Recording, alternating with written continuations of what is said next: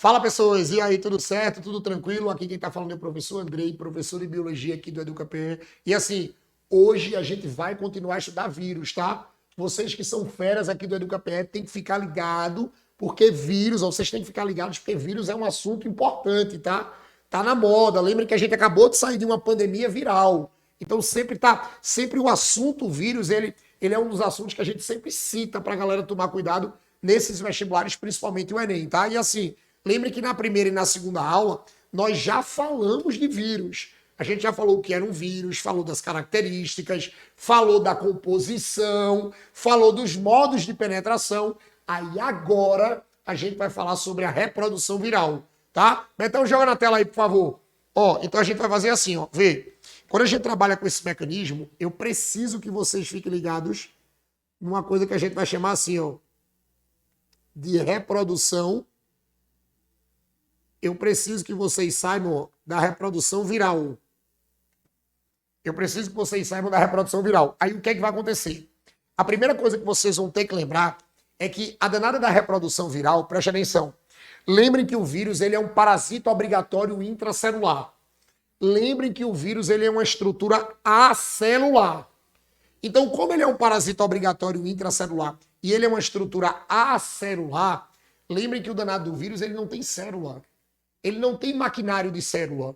Então ele não consegue se multiplicar sozinho. É por isso que vocês marcam nas provas que o danado do vírus ele é um parasita obrigatório intracelular. Porque ele entra dentro de uma célula hospedeira para se multiplicar. Ele entra dentro de uma célula hospedeira para reproduzir. Porque é só você imaginar aquela comparação, tá? Imagina que um vírus é um mecânico que não tem ferramenta e não tem oficina. Então, para ele conseguir trabalhar, ele vai ter que entrar numa oficina, que no caso seria a célula, e vai ter que usar o maquinário da célula para se multiplicar, que no caso seria as ferramentas do mecânico, tá? Então, por isso que um vírus ele só consegue se multiplicar quando ele entra dentro de uma célula, tá? A gente não pode esquecer. Aí o que é que acontece? Quando o vírus ele entra dentro da célula, ele vai começar o seu processo de reprodução. E esse processo de reprodução, se liga, tá? Esse processo de reprodução, ele pode ser dividido, vê, ele pode ser dividido, ó, ele pode ser dividido em dois ciclos. Ele pode ser dividido em dois ciclos. Então essa reprodução viral, ela pode ser dividida em dois ciclos, tá? A gente vai ter dois momentos. Aí qual é a ideia? O primeiro momento, ó, o primeiro momento é o que nós vamos chamar ó, de ciclo, é o ciclo lisogênico. A gente vai ter o ciclo lisogênico. Aí o que é que acontece? Quando a gente trabalha com o ciclo lisogênico, quando a gente cita o ciclo lisogênico, qual é o detalhe desse ciclo? Veja, quando o vírus inicia o seu processo reprodutivo pelo ciclo lisogênico, esse ciclo ele vai ser caracterizado, veja, pela chegada, olhe, pela chegada do vírus, se liga, tá? Na célula. Ó, a chegada do vírus na célula. O vírus ele chega na célula e, bum, libera o seu material. Ele chega na célula e libera o seu material viral. Beleza. Sendo que esse material viral, quando entra dentro da célula, no ciclo lisogênico, ele não toma o controle do metabolismo da célula.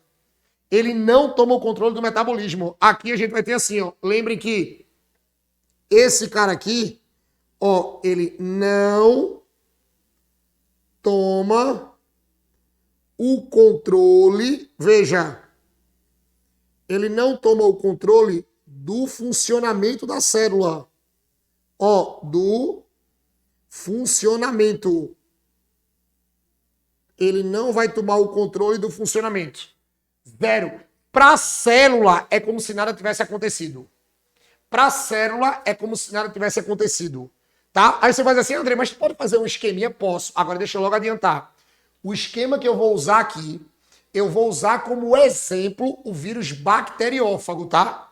Que é o vírus que parasita a bactéria. Agora, por favor, fiquem ligados que eu vou usar como exemplo o bacteriófago, mas esse exemplo que eu vou aplicar serve para qualquer tipo de vírus. Para depois vocês não saírem dizendo, não, Andrei disse que isso aí é só a reprodução do bacteriófago. É não, monstro. Isso serve para qualquer tipo de vírus. Isso serve para qualquer tipo. Sendo que eu vou usar o bacteriófago para exemplificar. Betão, bota para mim aí, por favor. Aí a gente vai fazer assim, ó. Vê. Imagine que você tem um vírusinho aqui. Aí eu vou fazer a bactéria, claro. Eu tenho uma bactériazinha. Vê. Isso aqui é a bactéria.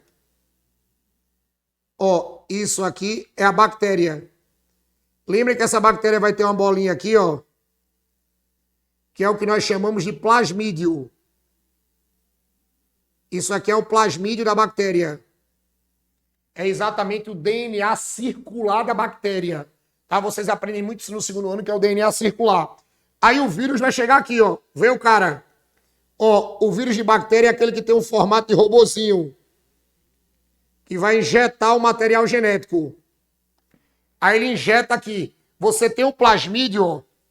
E você tem um danado DNA aqui. Esse é o DNA viral, DNA V. Depois que o DNA V, ele, bum, entra dentro da célula, ele vai louco atrás do DNA da célula, que nesse caso é o plasmídio. Aí ele vai e se junta com o plasmídio. Você vai ter uma junção aqui. A partir do momento que você tem uma junção, você vai fazer assim, ó. Você pega a bactériazinha,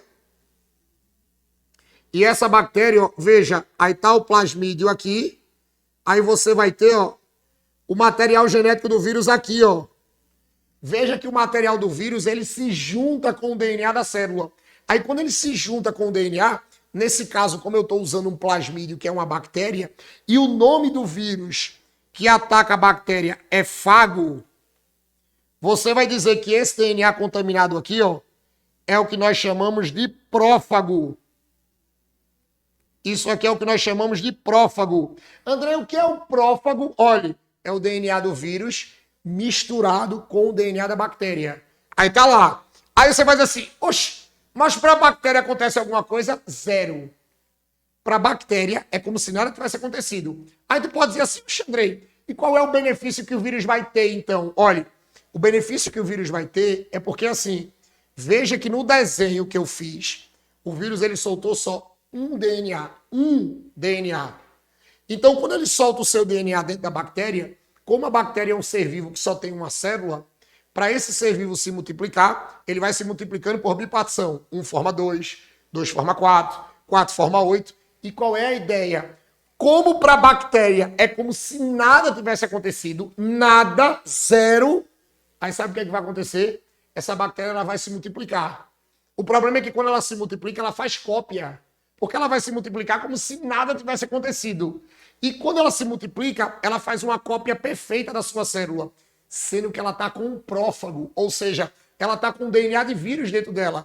Aí toda vez que ela se multiplica achando que ela está ótima, veja, toda vez que ela se multiplica achando que ela está ótima, ela vai se multiplicar junto com ela, ó. Ela vai levar junto com ela o danado do DNA viral. Ora, se a danada da bactéria mãe tinha o prófago, as bactérias filhas, elas já são formadas com o seu prófago. Ó, elas já são formadas com o seu prófago. Ou seja, você vai ter todo o benefício do mundo. Todo o benefício do mundo para o vírus. O vírus, ele só deixa um DNA viral. O vírus, ele só deixa um DNA viral dentro da bactéria. E deixa essa bactéria se multiplicar. Porque ele sabe que toda vez que essa bactéria se multiplica, ela leva junto com ela o DNA viral. Ela leva com ela o DNA viral. A gente não pode esquecer disso, tá? Aí o que é que vai acontecer? Isso aqui, ó, são exatamente o que nós chamamos de bactérias filhas. Agora, olha, cada bactériazinha já vai carregar o seu prófago. Cada bactériazinha já vai carregar o seu prófago. Agora, olhe, lembrando que até esse ponto o vírus não mexe com a bactéria. Aí você pode dizer assim, Andrei, e quando é que o vírus vai começar a mexer com a bactéria? Olhe, quando o vírus chegar para a bactéria e dizer assim, ó, acabou. Ei, acabou isso aqui. Quem manda agora sou eu. Quando o material do vírus começa a mandar nessa bactéria, quando o DNA do vírus começa a mandar na célula hospedeira, o ciclo não vai ser mais ciclo isogênico. Agora a gente vai começar o segundo ciclo, que é o ciclo lítico. Então veja, o ciclo lisogênico é um ciclo que é realizado só para o vírus contaminar a célula sem alterar nada nela, para que ela se multiplique, levando junto com ela o DNA do vírus. Agora, quando essas copiazinhas de DNA começarem a tomar o controle, diz assim, acabou. Agora quem manda é a gente, não é mais ciclo isogênico, tá? Agora é o ciclo lítico.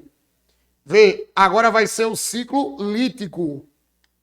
A gente vai ter isso aqui, ó. A gente vai ter o danado do ciclo lítico. Aí você vai dizer assim, qual é a primeira diferença do ciclo isogênico para o ciclo lítico?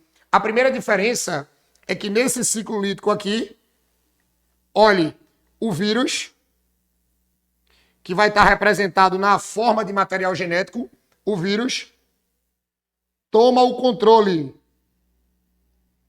O vírus, ele toma o controle do metabolismo celular. Ele toma o controle do metabolismo celular. Ele vai tomar o controle do metabolismo celular. Ou seja, a partir de agora, o danado do vírus não, ou melhor, a danada da célula hospedeira não manda mais em nada. É o vírus que vai tomar conta de tudo. E um detalhe, tá? É nessa etapa que o vírus... Ah, Andrei, mas para que o vírus vai tomar o controle de tudo? Olhe, o vírus vai tomar o controle de tudo porque é nessa etapa que nós vamos ter a formação. É aqui que nós vamos ter a formação, ó, dos novos vírus. É aqui que a gente vai ter a formação dos novos vírus. Os novos vírus vão ser formados dentro da célula. Imagine que essa célula vai virar uma maternidade. Imagine que essa célula vai virar uma incubadora. Ela vai virar uma maternidade, vai estar cheio de filhotinhos. E depois desses filhotinhos para saírem, ó, eles vão provocar uma coisa que a gente chama de lise celular. Andrei, o que é a lise celular? Olhe, a lise celular é quando você, pô, estoura a célula. Porque assim, isso é uma incubadora. Aí vai inchando, inchando, inchando. Chega uma hora que a célula não aguenta. Pô, rompe. Solta um monte de filhotes de vírus. Aí, André, então quer dizer que vai ter uma morte? Vai. Isso aqui vai provocar a morte da célula. Isso aqui vai provocar a morte da célula. Aí você pode dizer assim, tá, André, mas tu pode representar isso? Posso, rapidinho. Vê. Lembre que estava aqui, né? Você tem a bactéria, ó. A bactéria estava com um prófago aqui. Eu disse a vocês que esse prófago, ele começa a tomar o controle da bactéria. Quando ele toma o controle da bactéria, ele vai começar a produzir um monte de vírus aí dentro.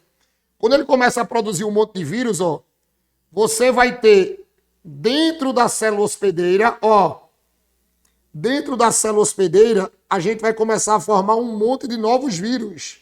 Tá aqui, ó.